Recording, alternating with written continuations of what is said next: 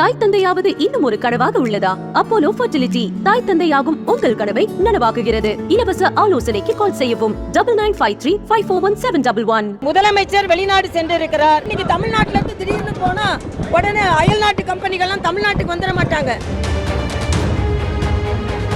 அத்தனை நிறுவனங்களும் ஏற்கனவே தமிழ்நாட்டில் இருக்கிற நிறுவனங்கள் தான். புதிய கம்பெனிகள் எதுவும் இல்லை. சகோதரர் லூயிஸ், சகோதரர் முனவர் பாட்ஷா போன்றவர்களுக்கும் நான் எனது வணக்கத்தை தெரிவித்துக் கொள்கிறேன். ஏனென்றால் நாங்கள் தென்சென்னையில் ஏறக்குறைய 3 லட்சம் வாக்குகள் வாங்குவதற்கு அவர்கள் துணை புரிந்தார்கள். லூயிஸ் முனவர் பாட்ஷா அவர்கள் தொலைக்காட்சியில் வேகமாக பேசி வாக்குகளை சேகரித்தார்கள். லூயிஸ் அவர்கள் எல்லாரும் உடன் இருந்தார்கள். ஒவ்வொருவரின் பெயரை சொல்ல முடியாது. அவர்களுக்கு தலைமையாக அவர்கள் பேர் கல்யாணி அவர்களையும் நான் தெரிவித்துக் கொள்கிறேன். முதலில் பத்திரிகை சகோதரர்களுக்கு எனது வணக்கம்.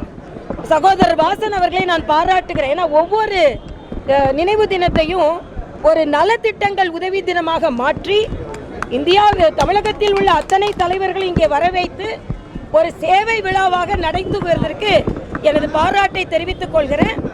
தமிழகத்தில் எப்படி மரியாதைக்குரிய ஐயா மூப்பனார் அவர்கள் ஒரு நாகரிகமான அரசியலை எடுத்து சென்றாரோ அதே மாதிரி ஒரு நாகரிகமான அரசியலை எடுத்து செல்பவர் சகோதரர் வாசன் அவர்கள். பல பேரை இணைப்பதற்கும் அவர் எங்களுக்கு வசதியாக இருந்திருக்கிறார். அதனால் அவருக்கு எனது நன்றியை தெரிவித்து நான் கோவை செல்ல இருக்கிறேன். சொல்லுங்கப்பா. அதிமுக ஆட்சி காலத்துல தனித்தை சார்ந்தவரை முதல்வர் ஆக்குவதற்கு எம்எல்ஏக்களை எதிர்ப்பு தெரிவித்ததா சசிகலாவின் சகோதரர்? அந்த கேள்வி அது அவங்க கிட்ட தான் கேட்கணும்ப்பா. நான் தமிழ்நாட்டை பற்றி இன்னைக்கு முதலமைச்சர் வெளிநாடு சென்றிருக்கிறார்.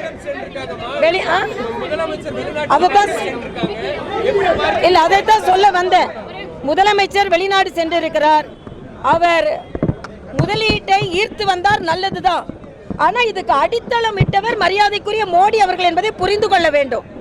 உலக நாடுகளுக்கெல்லாம் சென்று இந்தியாவில் முதலீடு செய்வதற்கான வாய்ப்பை உலக சூழலில் ஏற்படுத்தி தந்தவர் மரியாதைக்குரிய மோடி அவர்கள்.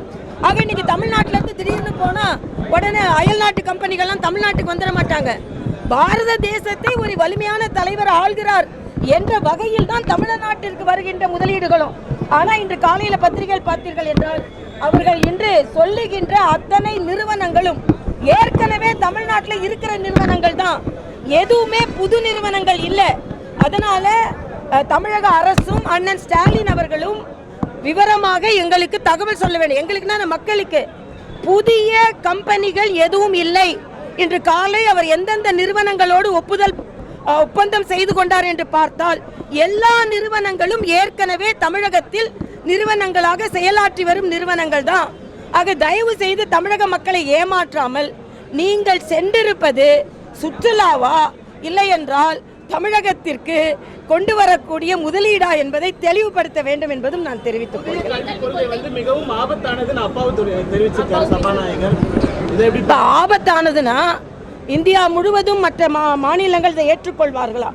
அதே மாதிரிதான் இன்னைக்கு சமக்கிர சிக்ஷா அபியான்ற அந்த திட்டத்தில் நான் பாண்டிச்சேரியில் நிர்வாகத்தில் இருந்தேன். அந்த திட்டம் என்பது ஏற்கனவே இருக்கின்ற நமது கல்வி திட்டத்திற்கு கூடுதலான திட்டம். அந்த கூடுதலான திட்டத்திற்கு கூடுதலான ஆசிரியர்கள் நியமிப்பார்கள்.